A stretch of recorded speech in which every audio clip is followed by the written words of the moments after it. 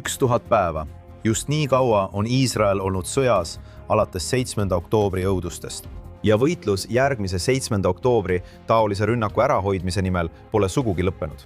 Iisraeli suuremahulised operatsioonid jätkuvad ka sel nädalal, sealhulgas tohutu Hezbollah tunneli hävitamine Lõuna-Liibanonis ja haarangud üle kogu riigi. Ja võitluse kõrval ilmuvad teated erakordsest palvest Lõuna-Liibanoni kristlastelt. Jeruusalemma minut algab nüüd.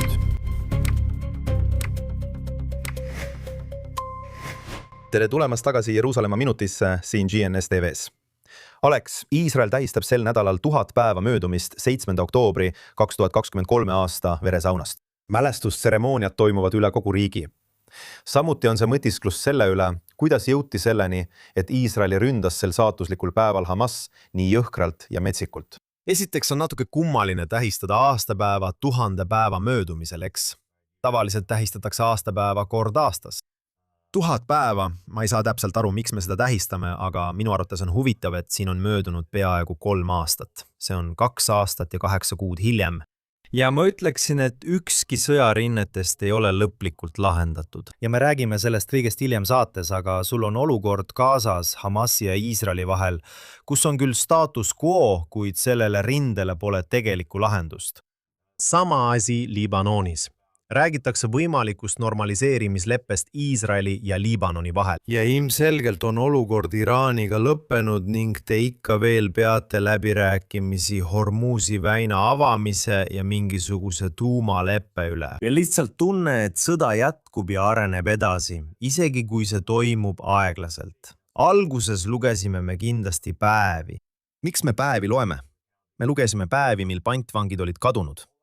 Aga kõik pantvangid tulid koju ja inimesed lõpetasid oma revääridel väikeste lindikeste kandmise, millega nad päevi lugesid. Nii et 1000 päeva lugemine, tead, ma ei pruugi sellest päriselt aru saada. Ma arvan, et see on pigem turundusnipp nende poolt, kes protestivad selle valitsuse vastu. Ja sa näed tegelikult nüüd, et me liigume tõsisesse valimistsüklisse. Ja ma arvan, et see, mida sa oled näinud paljudel neist 1000 päevastest mälestusüritustest ja protestidest, on see, et need on väga sarnased valitsusvastastele protestidele. Need on sarnased nendele, tead küll, vabastage pantvangid kohe protestidele. See on täpselt sama liikumine ja nad lihtsalt poseerivad enne tulevaid valimisi. Ja suur osa retoorikast nende 1000 päevaste sündmuste ümber keskendub ühele sõnale ja ühele mehele ning see on Netanyahu. Absoluutselt. Rääkides peaministrist, siis sel nädalavahetusel tähistasid Ameerika Ühendriigid 4. juulit Ameerika Ühendriikide 250. aastapäeva. Peaminister Netanyahu saatis sõnumi Ameerika Ühendriikide rahvale, president Trumpile ja kõigile Ameerika Ühendriikide kodanikele. Vaatame videot. Mu kallid sõbrad, president Trump ja Ameerika rahvas. Täna tähistavad Ameerika Ühendriigid 250 aastat iseseisvust. 250 aastat vabadust, 250 aastat vabaduse kaitsmist. Ameerika on olnud suurim vabaduse jõud, mida kaasaegne maailm on tundnud. Iisrael on uhke, et seisab Ameerika kõrval. Iisrael on uhke, et seisab teie kõigiga koos. Sest meie liit põhineb mitte ainult ühisel huvil, vaid ka ühisel väärtustel. Täna on need väärtused rünnaku all. Tiranid, kellega me silmitsi seisame, hüüavad surm Ameerikale, surm Iisraelile. Nad arvavad, et vabadus on nõrk. Nad arvavad, et demokraatiad on nõrgad. Nad eksivad meie 2 demokraatia suhtes. Sest kui Ameerika ja Iisrael seisavad koos, on vabadus tugevam. Koos kaitseme vabadust. Koos kaitseme oma ühist tsivilisatsiooni.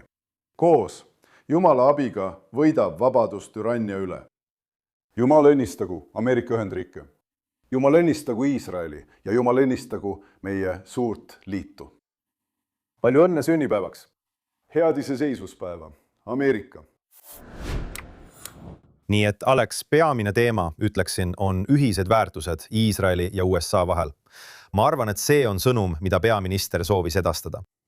Ma arvan, et iisraellased on sellest tähtavast hästi teadlikud. See on pool kvintsentsenaal. Teeme pärast saadet õigekirjavõistluse, et välja selgitada, kuidas seda kirjutada.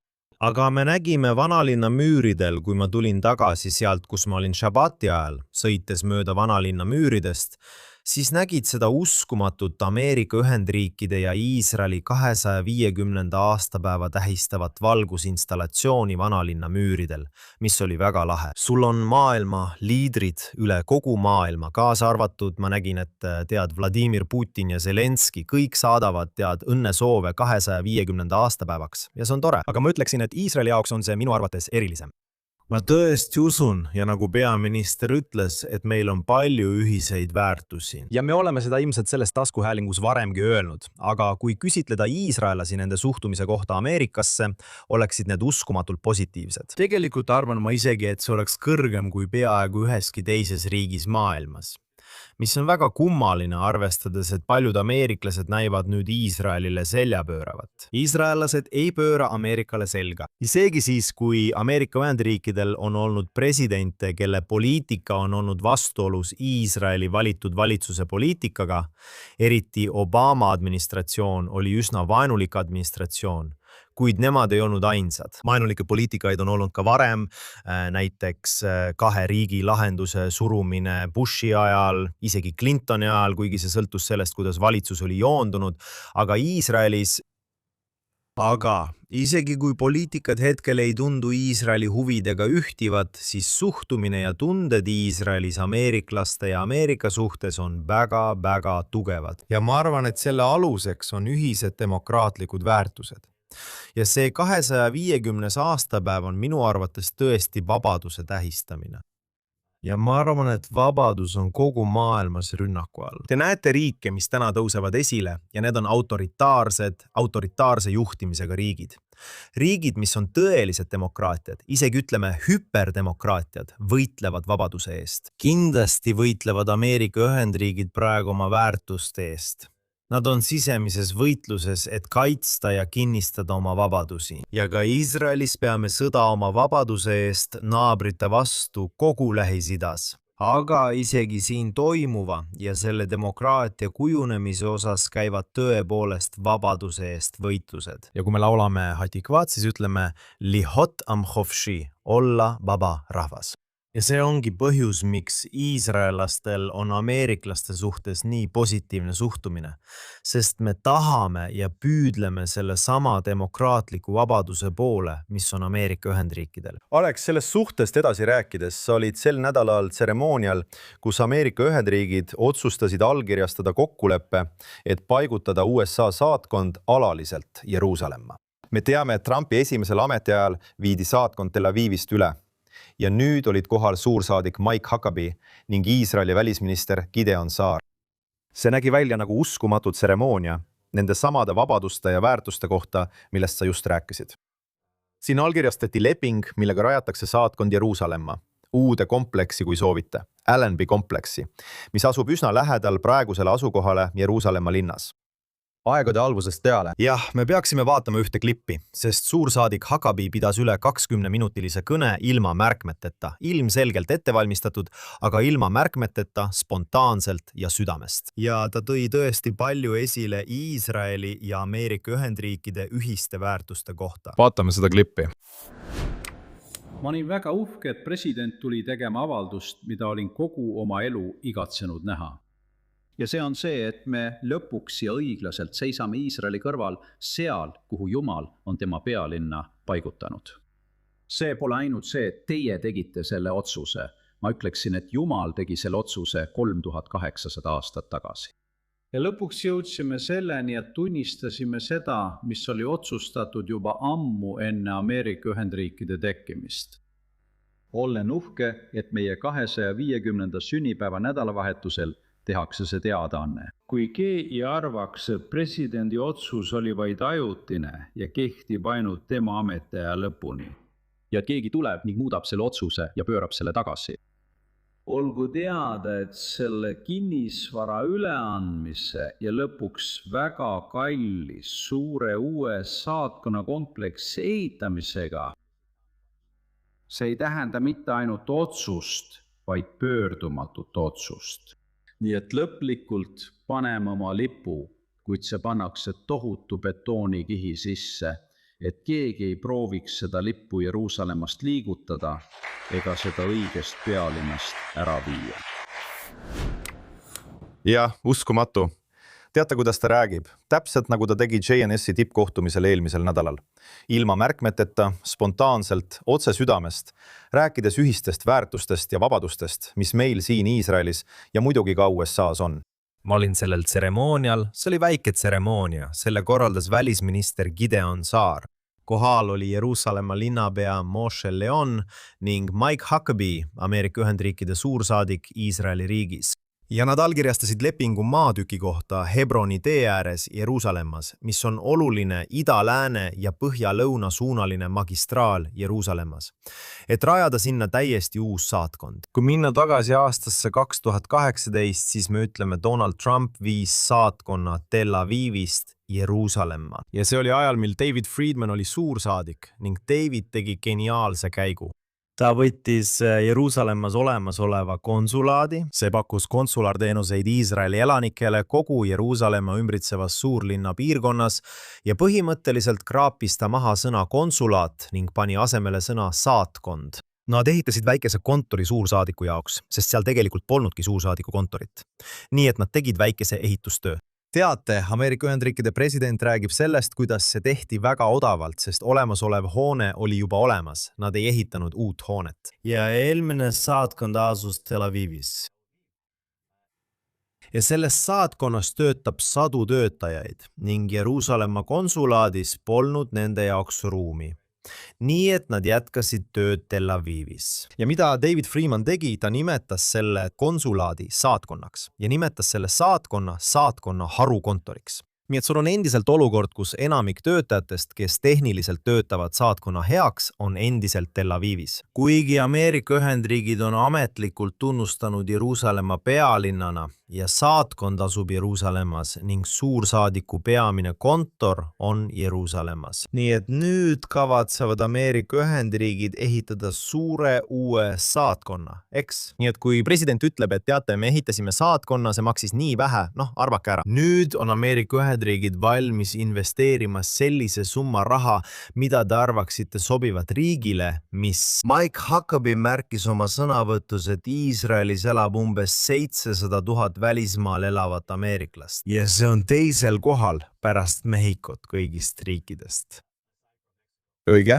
Kui sa mõtled väikesele Iisraelile, siis elab seal rohkem ameeriklasi kui üheski teises riigis peale Mehhiko, eks? See on uskumatu saavutus. Nii et siin peab kindlasti olema suur saatkond, eriti arvestades USA ja Iisraeli suhteid. Nii et lähiaastatel näed sa siin kerkimas tohutut hoonet. Iisrael andis selle maa Ameerika Ühendriikidele rendile. See on väga tavaline kokkulepe, mida tehakse ka teiste saatkondadega. Nad andsid selle suure kinnistu rendile $1 eest. Ja Mike Huckabee võttis tegelikult oma taskust $1 ja andis selle allkirjastamistseremoonia käigus välisministrile Gideon Saarile, kes märkis pearaamatupidajale, et see läheb riigikassasse, mitte tema taskusse.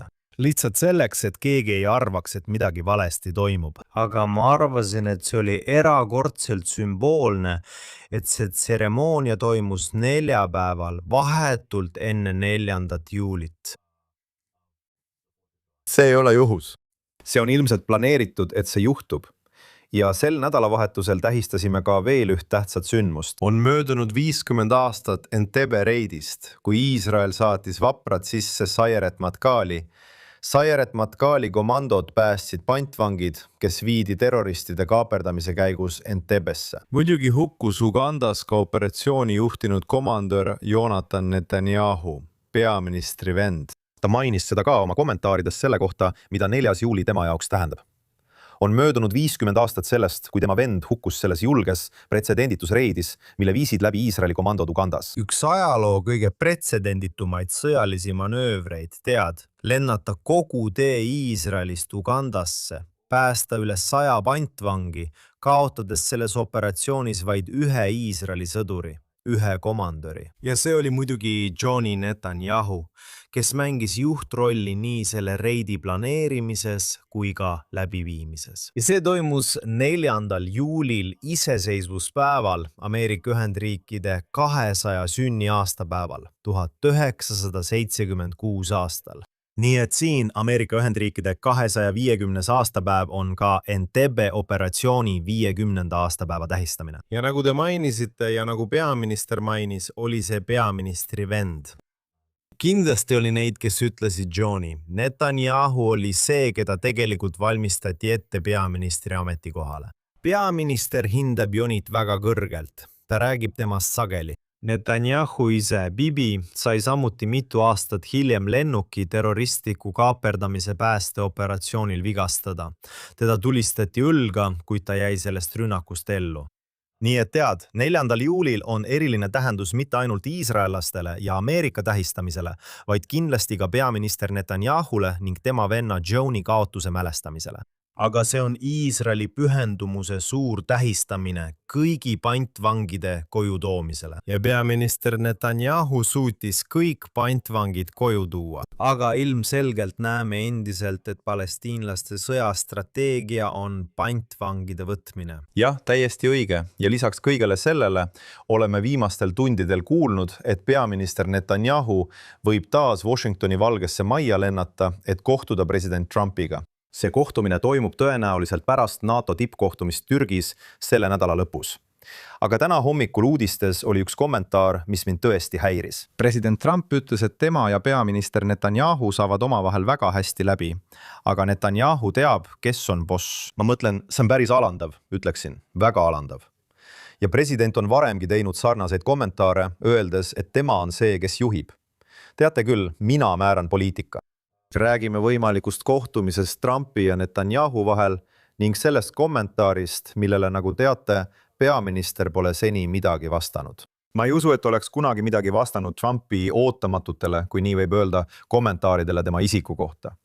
Netanyahu oli väga diplomaatiline, erinevalt Trumpist, kelle kommentaarid on täiesti ebadiplomaatilised. Ta ei öelnud mitte ainult, et nad saavad omavahel väga hästi läbi, vaid ütles ka, et nad saavad omavahel väga hea läbi. See ei pruugi isegi grammatiliselt õige olla, aga jätame grammatika praegu kõrvale. Olete näinud presidenti selle sõja jooksul varem rääkimas, kui imeline on Netanyahu, sõjaaegne peaminister, ja kui palju iisraelased peaksid teda hindama. Aga kuna Iisrael ja Ameerika Ühendriigid lendasid 6 nädalat kõrvuti, oleme näinud pidevat kommentaaride voogu, mis on Trumpilt tulnud nii kaamera ees kui ka tema Truth Socialis. Ja samuti annavad need kõrged ametnikud intervjuusid Axiosile ja teistele väljaannetele. Öeldes kohutavaid asju Netanyahu kohta, tema otsustusvõime kohta, et ta on hullumeelne, et Bibi teab, kes on selles suhtes boss. Kuigi sõja alguses ütles Trump, et igasugune relvarahu kokkulepe otsustatakse 2 partneri vahel, kes lendavad kõrvuti. Nüüd on ilmselge, et Trump üritab nende kommentaaridega 2 erinevat sihtrühma rahustada. Esimene on Iraan ja kõik Araabia partnerid, et neile näidata, et tema juhib olukorda ja Netanyahu allub Trumpi korraldustele. Aga samuti sihib Trump seda maga toetajaskonda Ameerika Ühendriikides, kes sisuliselt süüdistab Netanyahut selles, et ta on saba, mis koera liputab. Ja Trump teeb kõike, mida Netanyahu tahab, et ta teeks. Nüüd ütles peaminister üle nädala tagasi JNS-i tippkohtumisel. Ta alustas oma kõnet öeldes, et teate, mõned inimesed Ameerika Ühendriikides ütlevad, et president Trump teeb kõike, mida mina, Netanyahu, tahan, et ta teeks. Ja inimesed siin Iisraelis ütlevad, et Netanyahu teeb kõike, mida Trump tahab, et ta teeks. Ja Netanyahu ütles, et kumbki neist pole tõsi. Nüüd tundub, et kohtumine oleks asjakohane. Peaminister on selle ametiaja jooksul juba 7 korda Washingtoni lennanud. Netanyahu oli esimene välisriigi juht, kes pärast tagasivalimist Trumpiga Valges Majas kohtus. Ja ta oli ka esimene, kes käis 2 korda Valges Majas. Ja nagu ma ütlesin, 7 korda seal. Aga pärast seda operatsiooni Eepiline raev, operatsiooni Mürisev lõvi, pole me pärast seda enam näinud neid kõrvuti tegutsemas. Sõda tundus olevat uskumatu sõjaline edu sellel hetkel, kui see peatati. Ja ometi tead, diplomaatia näib olevat leidnud viisi, kuidas kogu selle sõjalise võidu aur välja lasta. Ja praegu on kindlasti palju küsimusi laual, mis puudutavad tuumaläbirääkimisi Iraaniga. mis puudutab läbirääkimisi, mis on alanud ja viinud mingisuguse kokkuleppeni, millest me eelmisel nädalal rääkisime Liibanoni puhul, kus Liibanoni valitsus lõpuks tunnistab Iisraeli kaitseväe kohalolekut Lõuna-Liibanonis. Selleks, et vabastada see riik Hezbollahst, mis on oluline esimene samm võimaliku laiaulatuslikuma normaliseerimislepingu suunas. Ja kindlasti olukord Gazas, kus me kuuleme pidevalt rahunõukogust ja võimalikust soovist alustada ülesehitustöödega, kuigi Hamas ei kavatse relvi maha panna. Ja tead, me oleme näinud üha rohkem arutelusid Hamasi üle, kes võib-olla on valmis loovutama haldusvõimu mingisugusele, nagu nad seda nimetavad. Ma arvan, et seda nimetatakse NJAT-ks, nagu uus valitsusorgan, mis koosneb palestiinlastest Gaza jaoks ja millest Hamas tehniliselt osa ei ole. Nii saab Hamas end uuesti koondada ja sõjalise üksusena ümber korraldada. Mõnede uudisteallikate kohaselt on Hamas pakkunud Iisraelile osa raskerelvastusest ja mõnede tunnelite asukohti. Või rahunõukogule, et Iisrael või mõni rahvusvaheline organisatsioon saaks need eemaldada ja nende eest hoolitseda. Kuid siin puudub kontrollimeetod. Pole võimalik kindlaks teha, kas Hamas tõi välja näiteks teatud arvu RPG granaadiheitjaid. Okei, oleme relvad loovutanud. Suurepärane. Nad ei ole nõus oma kuulipildujatest loobuma, millega nad elanikkonda terroriseerivad. Nad võivad öelda, siin on 50 tunneli sissepääsu, mida te pole hävitanud. Võib-olla 150 tunneli sissepääsu ja võib-olla Hamas ütleb, et anname teile need 50 ja siis ütleme, et oleme relvad loovutanud. Nii et on palju, millest rääkida. Ja kindlasti, nagu sa mainisid, arvan ma, et peaminister tahab meeleheitlikult seista kõrvuti, olla pildistatud kõrvuti Ameerika Ühendriikide presidendiga. Et maailma rahvad näeksid, et need kaks juhti tõepoolest seisavad kõrvuti ja töötavad koos. Ja ma mäletan, kuidas ma lendasin Valgesse Majja, kui Netanyahu pidas 2024. aastal kongressis kõne. Ma usun, et see oli 2024 aasta juulis ja ta pidas kongressis kõne. Tal olid kohtumised tollase presidendi Joe Bideni ja asepresident Kamala Harrisega, kes oli tol ajal Demokraatliku partei presidendikandidaat.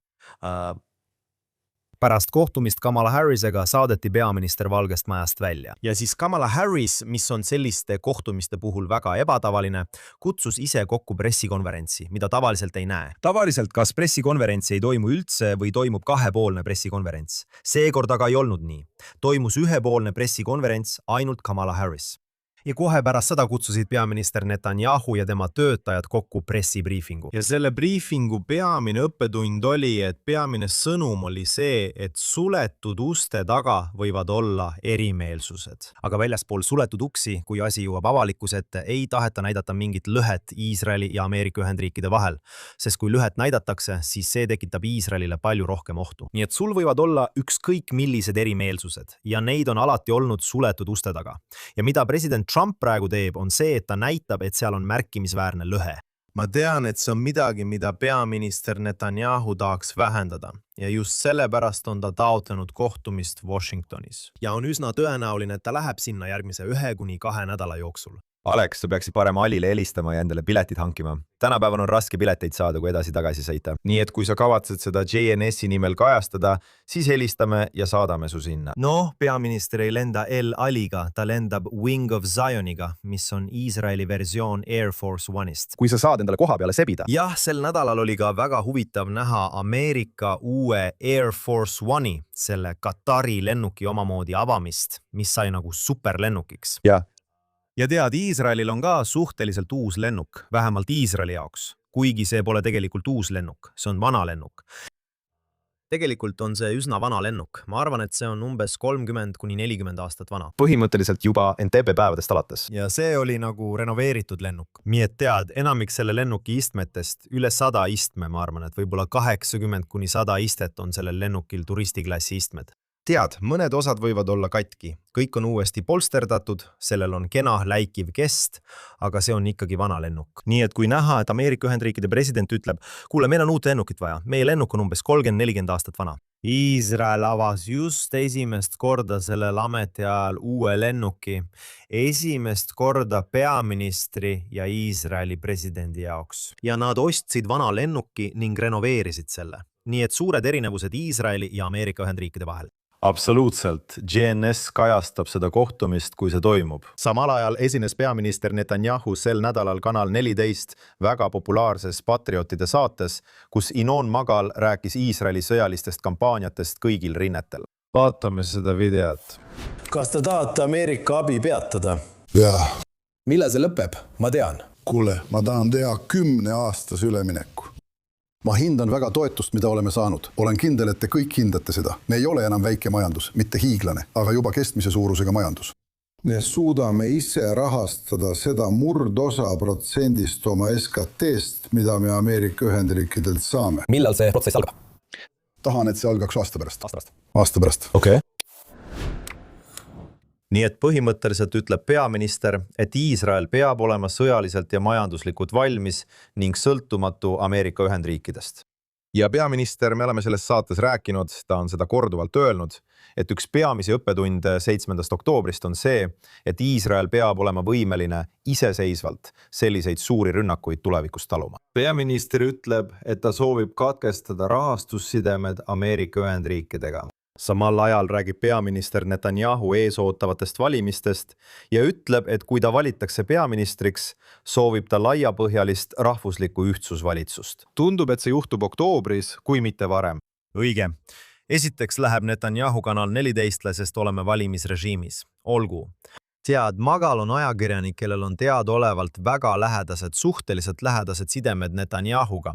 Kindlasti suur Netanyahu fänn, erinevalt teistest kanalitest, nagu Kanal 12, Kanal 13, Kanal 11. Need kanalid, nagu sa tead, ei pea Netanyahust üldse lugu. Kanal 14 toetab peaministrit väga, sellepärast ongi peaminister nõus Kanal 14-le minema ja ta saab rääkida oma toetajaskonnaga. Kui ta läheb Kanal 14-se, siis see tõstab vaadatavust kaugelt üle kõigi teiste külaliste, keda Kanal 14 või ükskõik milline teine kanal pakkuda suudab. Nii et kui vaadata reitinguid, siis näed endiselt Netanyahu märkimisväärset populaarsust, eriti kui ta läheb Patriotide meeskonna saatesse. Aga huvitav on näha, mida ta ütleb. Tead ju, ta kutsub üles laiapõhjalise rahvusliku ühtsuse valitsuse moodustamisele. Samal ajal ütleb ta, et ei loobu oma praegustest koalitsioonipartneritest, kelle hulka kuuluvad Itamar Ben-Gvir, Bezalel Smotrich, samuti haredid ehk ultraortodoksed parteid. Ta ütles, et tahab neid parteisid oma valitsuses hoida. Need parteid on koos Likudiga moodustanud parempoolse valitsuse, mis hõlmab kogu Iisraeli poliitilise spektri parempoolset osa. Kuidas need kaks siis kokku käivad? Õige. Sul on laiapõhjaline valitsus ja praegused partnerid. Väga vastuoluline. Jah. Ma arvan küll, et Netanyahu kaaluks rahvusliku ühtsuse valitsuse moodustamist, kuid see peaks tulema Itamar Ben-Gviri arvelt, kes muide tõenäoliselt saab nendel valimistel väga hea tulemuse. Ta saab küsitlustes ise 9 või 10 kohta, mis on märkimisväärne kasv võrreldes eelmiste valimistega, näidates, et ta ei ole sugugi üksi oma seisukohtadega. Ta esindab tegelikult märkimisväärse osa elanikkonna seisukohti. Ma arvan, et suur osa riigist sooviks näha rahvusliku ühtsuse valitsust. Ja mida nad tahaksid näha rahvusliku ühtsuse valitsusest välja jäetuna, oleks tõenäoliselt Ben-Gvir paremal, ultraortodoksed rühmad, mis on pigem religioossedeks, mitte täpselt poliitilised parempoolsed. Aga nimetagem neid religioosseteks, aga ka Araabia parteid, kellega vasakpoolsed oleksid valmis koos töötama. Ja nad tõestasid, et oleksid valmis nendega koos töötama, et moodustada Netanyahu vastane blokeeriv koalitsioon. Ja samuti Iisraeli poliitilise spektri äärmuslik vasakpool, keda kutsutakse demokraatideks, Iisraeli demokraatide partei, mis on sisuliselt uus Merets. Muidugi. See on Meretsi, tööpartei ja teiste ühendus, tead küll, äärmuslik vasakpool. Ma arvan, et paljud iisraellased tahaksid näha valitsust, mis koosneb tsionistlikest parteidest, mis on pigem keskel, alates tsentristlikust vasakpoolsusest kuni tsentristliku parempoolsuseni ja moodustaksid väga laiapõhjalise valitsuse. See oleks võimalik, aga probleem on selles, et erakonnad, eriti vasakpoolsed, on oma olemuselt Netanyahu vastased. ja tead, ma ei näe, et ükski neist erakondadest istuks koos Netanyahuga, rääkimata Ben Gvirist või Haredi parteidest. Nüüd, millal nad võiksid Netanyahuga koos istuda, on ainult üks tingimus, mille korral nad võiksid Netanyahuga koos istuda, ja see on siis, kui Netanyahu ja praegune koalitsioon ületavad valimiskünnise ning saavad moodustada uue parempoolse valitsuse. Kui Netanyahul on piisavalt mõjujõudu, et pöörduda oma praeguste partnerite poole ja öelda, kuulge, me läheme lihtsalt sama lahendusega edasi, me moodustame sama valitsuse uuesti. Siis võite näha mõningaid neist tsentristlikest ja vasakpoolsetest parteidest, kes mõistavad, et nad jäävad lihtsalt veel 4 aastaks kõrvale, püüdes panuseid tõsta. Ja tulevad siis rääkima rahva hüvest ja sellest, kui oluline on rahvuslik ühtsus. Nüüd, kui nad suudavad takistada Netanyahul parempoolsetega valitsust moodustamast, siis nad ei lähe temaga koalitsiooni, eks. Nad tahavad, et ta lahkuks. Muidugi. Nii et huvitav on see, kuidas Netanyahu end positsioneerib öeldes, ma tahan laiapõhjalist ühtsusvalitsust, aga tahan ka valitseda koos oma praeguste partneritega. Kas sulle ta meeldib või mitte, ta on kindlasti meisterlik poliitik. Sellepärast ongi ta viimased 20 aastat valimisi ikka ja jälle võitnud. Ta on oskuste poolest Iisraeli tipp-poliitik. Ma mõtlen, Sa tead küll, ta on parim diplomaat, kes Iisraelil on, riigimees, sa tead küll, aga ka kõige karmim poliitik. Nüüd, mis puudutab seda, kuidas ta majandust ja teisi ministeeriume juhib, siis seda võiksime hiljem lahata. See ei ole valimissaade, nii et me ei hakka praegu sellesse süvenema. Aga me oleme kindlasti valimishooajas, seda näitab ka 7. oktoobri 1000 päeva meenutamine. Seda näitab ka Netanyahu esinemine saates Patriot ja Kanal 14 samuti, kas samal päeval või päev hiljem. See küsitlus, mis tuli välja just neljapäeval, tuli samuti välja. Tuli välja küsitlusega, mis tõesti läheb vastuollu enamiku teiste kanalite küsitluste trendidega. Näidates, et Netanyahu oli kõige sobivam peaministriks saama, edestades teist kandidaati Gadi Eisenkoti kahekordselt. Näiteks 53% versus 26%. Ja et Likudi parteil oleks 33 kohta, samas kui järgmise suurima partei Eisenkoti Yeshari parteil oleks vaid 20 kohta. See on 13 koha vahe. See on praktiliselt ülekaalukas võit, eks ole, Iisraeli poliitikas. Ja Naftali Bennett, kes moodustas väikese liidu Jair Lapidiga, on langustrendis, ma arvan, et lausa ühekohalise toetuse juurde, kui vaadata, kas inimesed üldse tema poolt hääletaksid. Nii et ta ei esita end enam isegi kandidaadina, kes võiks Netanyahut peaministri kohale välja kutsuda. Aga see küsitlus näitas, et Netanyahu ja praegune valitsus, millel on 64 kohta, suudaksid moodustada valitsusega 63 kohaga. Paljud teised küsitlused näitavad, et koalitsioonil võiks olla isegi kuni 10 kohta vähem. Aga ma vaataksin 14 küsitlust, ma võtan seda tõsiselt. Sest selle viis läbi ja analüüsis Shlomo Filber ettevõttes Direct Polls, kes on viimastel valimistel tõesti täppi pannud. Nii et tead, Shmuel Peres ütles juba ammu, et küsitlused võivad küll hästi lõhnata, aga neid ei maksa juua. Nii et tead, me oleme juba valimishooaega sisse astumas, on patriotlus, on protestid, on küsitlused. Me valmistume valimisteks, mis tõenäoliselt toimuvad oktoobri lõpus. Täiesti õige, Alex. On päris uskumatu, et me oleme juba 30 minutit saadet teinud ja vaevu Iraanist rääkinud. Me oleme endiselt sõjas Iraaniga. See pole muutunud, isegi kui me oleme siin endiselt selle USA vahendatud relvarahu keskel. Aga kaitseminister Israel Katzi sõnul on ta andnud Iisraeli kaitseväele korralduse hoida valmisolekut iseseisvaks sõjaliseks tegevuseks Iraani vastu, kui Teheran peaks midagi ette võtma. Kui Iraan taas jätkab rünnakuid juudi riigi vastu. Noh, Iisrael peab selleks valmis olema, kuid samuti peab Iisrael praegu näitama tohutut jõudu. Kogu maailm näeb, et president Trump ei taha praegu Iraaniga sõjaliselt sekkuda. See võib muutuda. Võib-olla muutub see pärast vahevalimisi. Me ei tea. Ma ei eeldaks, et see muutub, aga president Trumpi puhul on alati omajagu eksitamist ja sa ei tea kunagi, mida ta tegelikult mõtleb. Võib-olla see kohtumine Netanyahu ja Trumpi vahel aitab neil kahel selgemaks saada, mida nad tegelikult tuleviku suhtes mõtlevad. Ja mis juhtub siis, kui Iraan ei nõustu mingisuguse tuumavaba leppega ega loobu oma programmi taastamisest? Aga Iisrael peab näitama, et ta ei ole Ameerika Ühendriikide mõju all ja on valmis ise ründama. ja inimesed peaksid märkama, et 12-päevane sõda, mis toimus eelmisel aastal juunis, Ameerika Ühendriigid sekkusid alles viimasel päeval, et pommitada Fordot. 12 päeva jooksul viis Iisrael minu arvates ise läbi umbes 1000 lahingulendu Iraanis, lülitades välja kõik Iraani õhutõrjesüsteemid ja rünnates põhimõtteliselt kõike, mida nad selle 12 päeva jooksul soovisid. Nii et Iisraeli riik peab suutma näidata kõigile naabritele, Lähis-Ida naaberriikidele, et ta on valmis, tahab ja tal on otsusekindlus rünnata Iraani, kui Iraan jätkab vaenulikkust. Alex, praegu toimuvad kõnelused tegelikult USA ja Iraani vahel on peatatud. Seda seetõttu, et Iraan on praegu leinaperioodil. Ülemjuhi Ajatollah Ali Khamenei nädalapikkune matuse- ja leinaperiood. See algas nädalavahetusel pärast seda, kui ta kõrvaldati selle sõja viimase vooru alguses. Kuid nüüd on asjad ajutiselt edasi lükatud, võib-olla nädalaks, et Iraan saaks ülemjuhi matta. Õige. Nagu sa mainisid, kõrvaldati Khamenei operatsioonide Epic Fury ja Roaring Lion esimeses löögis esimese 10 minuti jooksul. Ameerika Ühendriigid sihtisid tuumarajatisi ja ballistiliste rakettide rajatisi. Iisrael sihtis juhte. Esimesed löögid, mille Iisrael selles sõjas andis, olid suunatud Khamenei kõrvaldamisele, mis on tegelikult vastupidine sellele, kuidas sõjad tavaliselt toimivad. Tavaliselt juhtub nii, et sõja lõpus saadakse kätte kõrged juhid, aga siin kõrvaldas Iisrael kõrged juhid kohe esimesel rünnakul. Khameneid ei saanud isegi matta. Mõned huvitavad asjad. Esiteks, ma arvan, et kõik inimesed, kes sellel matustel osalevad, nüüd teate, kes on teie vaenlased, okei? Üks inimene, kes seal ei ole, on Moshe Taba Khamenei, Khamenei poeg. Ja ma arvan, et tema asukoha kohta on endiselt küsimusi. Kas ta on elus? Kas ta on täiesti moondunud? Kas ta kaotas jala? Kas teda tabati näkku? Kas tal on pulss? Teate küll, me ei tea. Nad ütlevad, et turvakaalutlustel nad teda ei too, aga keegi pole teda näinud. Nii et teda ei ole seal.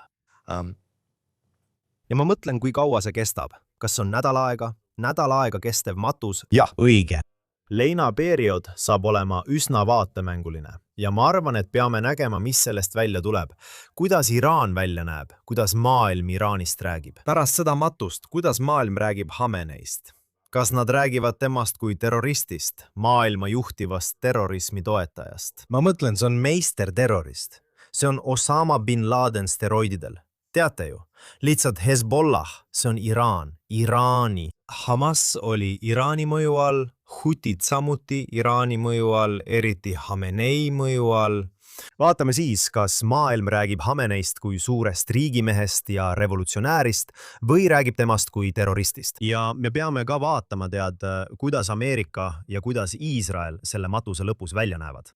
Pöörame nüüd oma tähelepanu põhjas asuvale Hezbollah'le ja Liibanonile, Alex. Eelmisel nädalal rääkisime USA vahendatud raamkokkuleppest Iisraeli ja Liibanoni vahel, mis loomulikult ei hõlmanud Hezbollah'd. Ja Iisrael säilitab endiselt oma õiguse püüda nõrgestada või kõrvaldada Hezbollah terroriorganisatsiooni Lõuna-Liibanonis. Siil oli põhimõtteliselt tohutu maa-alune kompleks, mida Hezbollah Iiri lähedal juhtis, kus hoiti relvi, raketiheitjaid ja muud taolist. Iisrael hävitas kogu selle 100 meetrite pikkuse tunneli võrgustiku. Te nägite neid pilte, võib-olla saame neid siin näidata, et maailm näeks, kui ulatuslik see maa-alune võrgustik oli, mida Hezbollah kasutas, võib-olla planeerides, kes teab, järgmist 7. oktoobrit, võib-olla soovides Iisraeli tungida. Nii et meil olid need pildid sel nädalal. Jah. Paar asja sellega seoses. Esiteks, sa vaatad lihtsalt seda vastuolu. Iisrael ehitab maa-aluseid varjendeid, et kaitsta tsiviilisikuid. Nad töötavad haiglates maa all, et nad saaksid jätkata operatsioonide ja elupäästvate protseduuride tegemist maa all, kui raketid lendavad. Liibanonis Gazas ehitatakse maa-aluseid rajatisi, et kaitsta terroriste. Olgu. Ja nad võtavad miljardeid dollareid, mida oleks saanud kasutada haiglate ja koolide ehitamiseks maa peale ning kasutavad seda terroristide varjendite ja komandokeskuste ehitamiseks maa alla. Iisrael hävitas selle tohutu tunneli võrgustiku.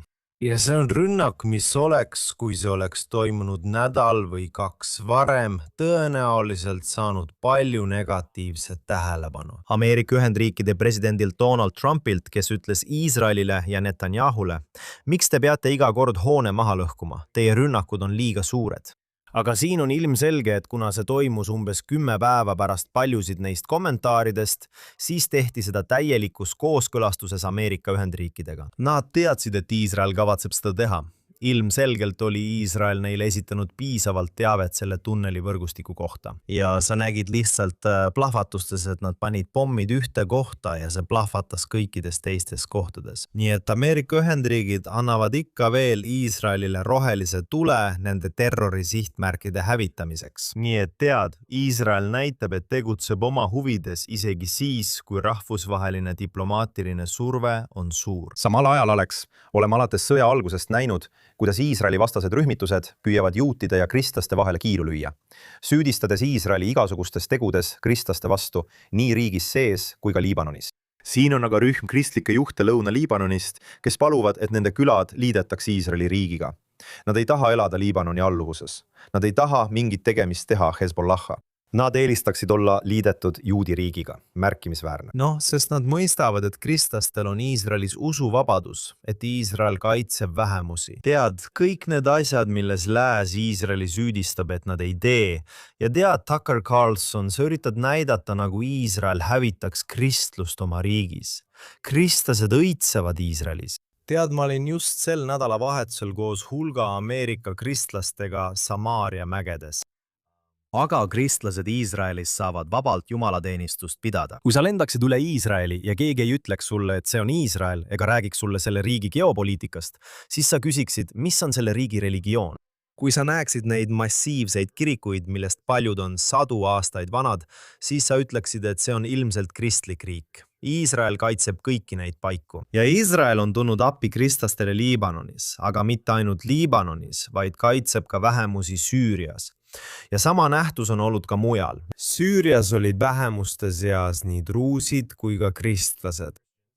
Nad ütlesid sama asja, et nad tahavad, et Iisrael annekteeriks osa Süüriast ja võtaks selle oma suveräänsuse alla. Selleks, et Iisrael saaks neid kaitsta, šiitlike moslemite eest Liibanonis, sunniitlike moslemite eest, keda Süürias juhib Al-Shara. Seda on uskumatu näha, nüüd Iisrael seda ei tee. Ja põhjus, miks Iisrael seda ei tee, on see, et nende vähemuste seas on ka suured moslemite rühmad, keda Iisrael ei taha koos nende maa-aladega endasse haarata. Samuti nõuaks nende alade pikaajaline kindlustamine Süürias ja ka Liibanonis märkimisväärset hulka vägesid. Ja tead, Iisraelil on vägede puuduseks. Meie väed on juba mõnda aega võidelnud. Tead, ma olen viimastel nädalatel kohanud inimesi, kes on võidelnud 300 päeva, 400 päeva. Ma kohtasin kedagi, kes oli juba 500 päeva lahingus olnud. Nii et tead, siin on suured logistilised väljakutsed, aga on väga oluline näha, mida Lähis-Ida vähemused Iisraeli kohta arvavad ja kuidas see on vastuolus sellega, mida lääs Iisraeli riigi kohta ütleb. Absoluutselt. Alex, sa tõid Gaza olukorra natuke varem jutuks. Sel nädalal tegi Amit Segal, väga lugupeetud ja tuntud ajakirjanik siin Iisraelis, analüüsi, kus ta ütles, et Hamas on viimase 1000 päeva jooksul kindlasti tõsiselt nõrgenenud. Aga sellest hoolimata, isegi kui Hamas võib nõustuda loobuma Gaza igapäevasest tsiviilhaldusest, püüavad nad endiselt säilitada end relvastatud liikumisena, mis suudab ellu jääda ja lõpuks end uuesti üles ehitada. Praegu ongi Hamas sellises olukorras. Ja see ongi suur hirm, eriti neile, kes elavad Lõuna-Iisraelis, aga tegelikult kogu riigis. Pole kahtlustki, et see 20-punktiline plaan Hamas nägi seda relvarahu kokkulepet kui säilitamise plaani. Ning ka Katari esindajad nägid seda kui Hamasi säilitamise plaani. Siiani ei ole Gazasse läinud märkimisväärseid vahendeid ülesehitamiseks, kuid nüüd hakkame seda kuulma. Katarlased ja teised survestavad, et miljardid ja miljardid dollarid hakkaksid Gazasse minema. Isegi kui Hamas ei relvitustu, mis on üks peamisi kohustusi, mida Hamasil on 20-punktilise plaani järgi.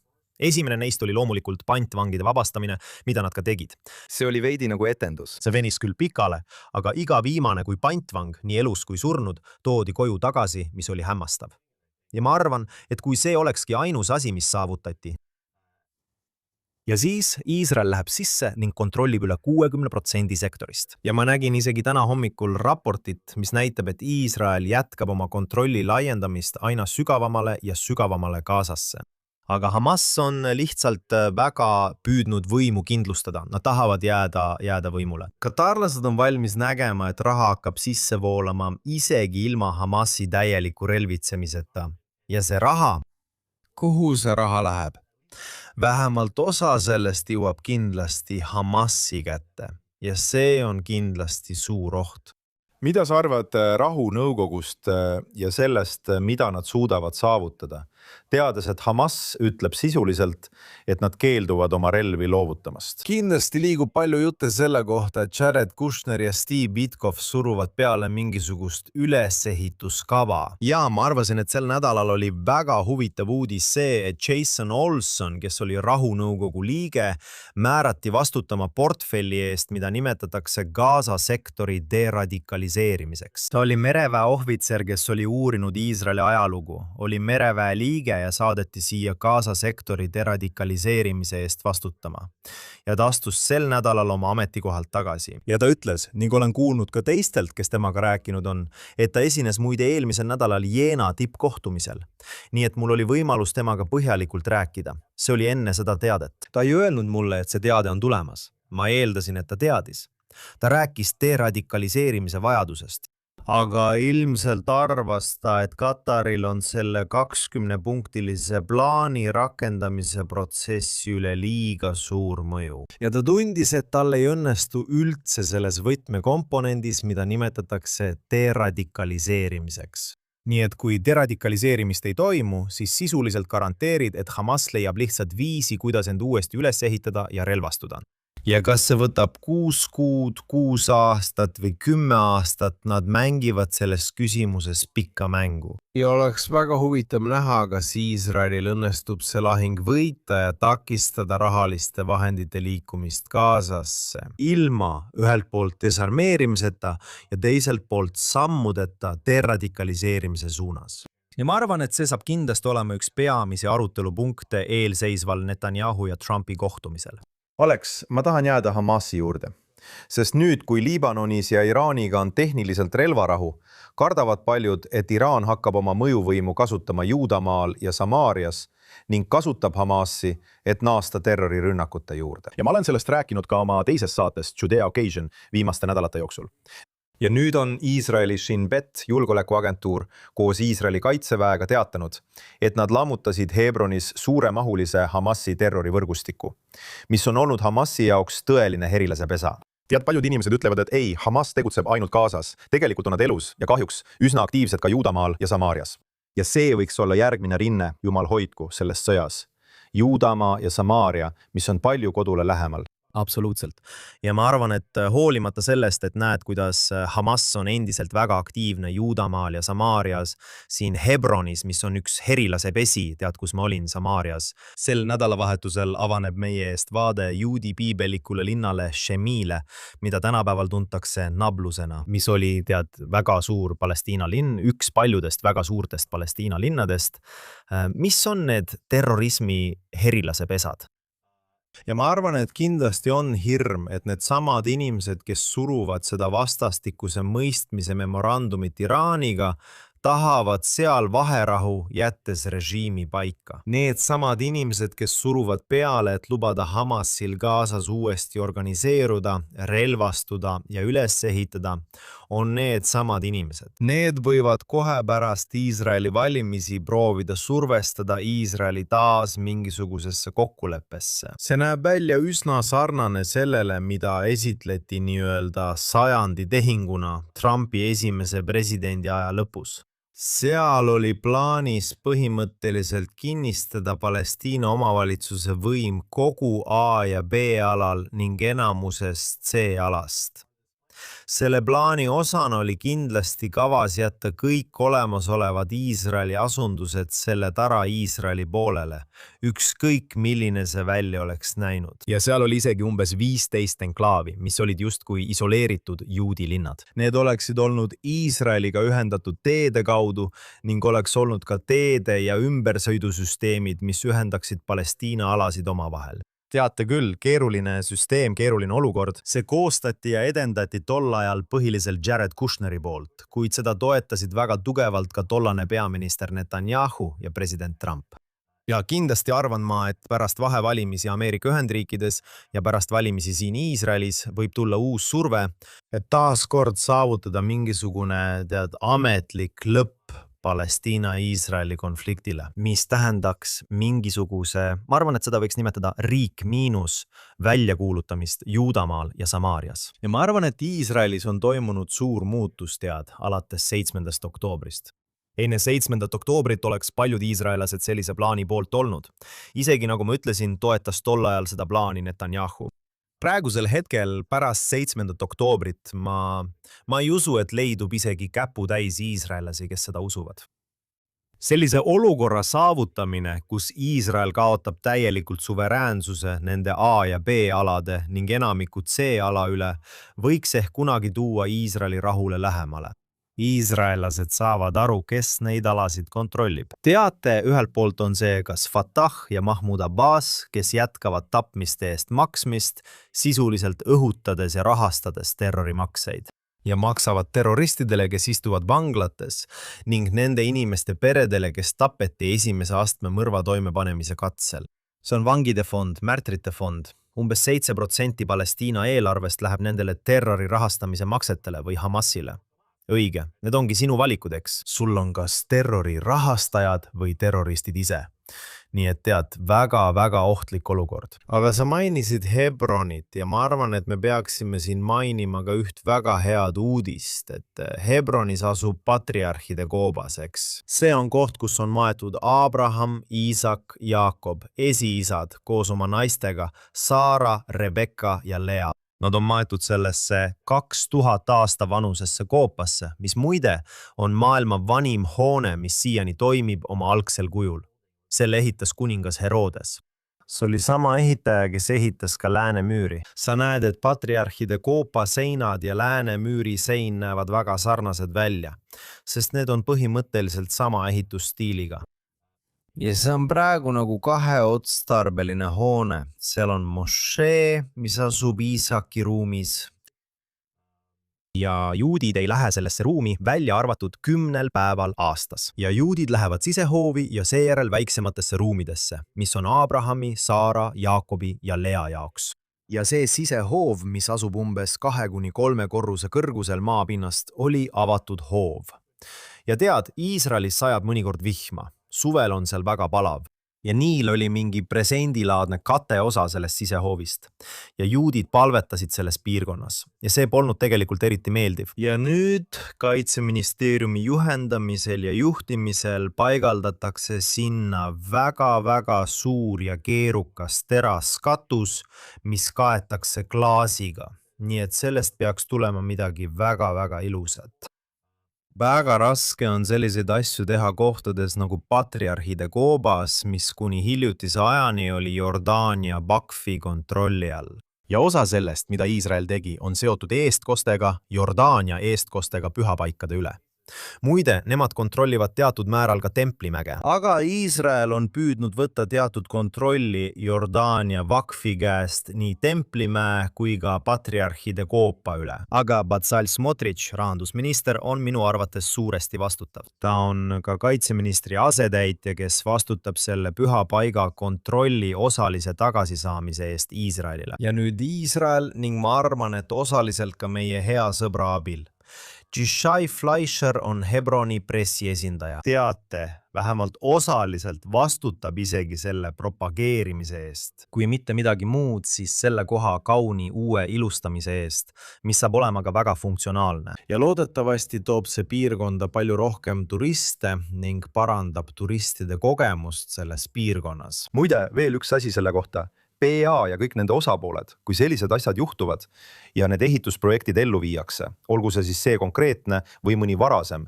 Näiteks ma mäletan, et Iisrael tahtis sinna paigaldada ja lõpuks ka paigaldas lift, et ratastooliga inimesed saaksid patriarhide koopasse ligi. Seejärel ütleb Palestiina omavalitsus, et Iisrael tormab Hebroni mošeesse ja nad püüavad oma toetajaid üles ärritada. Sama asi juhtus muidugi ka siis, nagu me teame, mis viis teise intifadani, kui Ariel Sharon läks Templimäele. Nii et sama strateegia on endiselt kasutusel.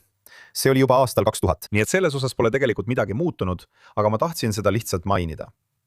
Lõpuks täna aeg hakkab meil otsa saama. Meie hea sõber Doron Spielmann, kes on JNS-i taskuhäälingu saatejuht siin JNS TV-s, on määratud peaministri büroo avaliku diplomaatia direktoraadi rahvusvaheliseks pressiesindajaks. Teate, see ametikoht on tegelikult olnud täitmata ja täitmata viimased mitu aastat. Ta hakkab töötama otse Tzipi Hotoveli alluvuses, kes võttis ohjad üle mõned kuud tagasi. Palju õnne meie kolleegile Doron Spielmannile siin INS TV-s. Ma ei tea, kas ta jätkab oma saadet, eks näis, aga see on väga suur saavutus, suur edutamine, nii et palju õnne, Doron Spielmann. Jah, Doron, True East taskuhäälingu saatejuht, me peame maha istuma ja arutama, kas ta saab jätkata taskuhäälingu tegemist siin Knessetis. Ta on endine Iisraeli kaitseväe pressiesindaja. Ta on andnud võib-olla 100, kui mitte rohkem intervjuusid peavoolu meediale alates sõja algusest. Alguses Iisraeli kaitseväe ametliku pressiesindajana, aga ka hiljuti on ta jätkanud esinemist Piers Morgani ja teiste saadetes, et Iisraeli kaitsta. Nii et Doron Spielmann on kindlasti üks Iisraeli parima väljaõppega pressiesindajaid. Ta oli ka aastaid Taaveti linna arendusosakonna asepresident. Doron Spielmann avaldas hiljuti ka raamatu nimega When the Stones Speak, mis räägib sellest, kuidas sa tead Iisraelist. Need uskumatud arheoloogilised leiud, mis avastati just vanalinna vahetusläheduses, olid kuningas Taaveti kuningriigi jäänused. Tegelikult on see üks neist kohtadest, mis tõesti kinnistab inimestele üle kogu maailma aru saama Iisraeli seotusest selle maaga ja Iisraeli rahva põlisusest siin maal. Nii et tead, ma olen Doroni üle väga-väga õnnelik. Ja nagu sa mainisid, hakkab ta töötama Tzipi Hotoveli alluvuses. Tzipi Hotoveli oli endine Likudi liige, kes määrati mingil hetkel välisministri asetäitjaks. Seejärel määrati ta suursaadikuks Ühendkuningriiki. Ta oli Ühendkuningriigis 5 aastat. Ta on hiljuti tagasi ja ta on määratud sellele ametikohale, mis, nagu te mainisite, oli vaba. Ja ma arvan, et see on suurepärane esimene avalik samm, mida ta teeb, nimelt õige inimese palkamine. Ja ma sain tegelikult temaga kohtuda ning arutada veidi tema aega Ühendkuningriigis, samuti vajadust, et Iisrael tugevdaks oma diplomaatilist tegevust peaministri büroost lähtudes. Seega soovin talle palju edu ja Doronile palju edu nende uues ametis. Kindlasti. Palju edu Doronile. Olen kindel, et ta teeb suurepärast tööd Iisraeli riigi nimel. Ja me oleme tema üle väga uhked. Sellega lõpetamegi Alex Treimann, JNS-i tegevjuht, Josh Haston siin, JNS Newsi korrespondent. Kindlasti tellige meid, saatke meile super thanks ja vaadake kogu suurepärast sisu, mida INS TV pakub. Loomulikult külastage ka ins.org. See on Jeruusalemma uudiste sündikaat, kust leiate kõik viimased uudised Iisraelist, Lähis-Idast ja kogu juudi maailmast. Näeme teiega järgmisel nädalal siin saates Jeruusalemm minutiga JNS TV-s.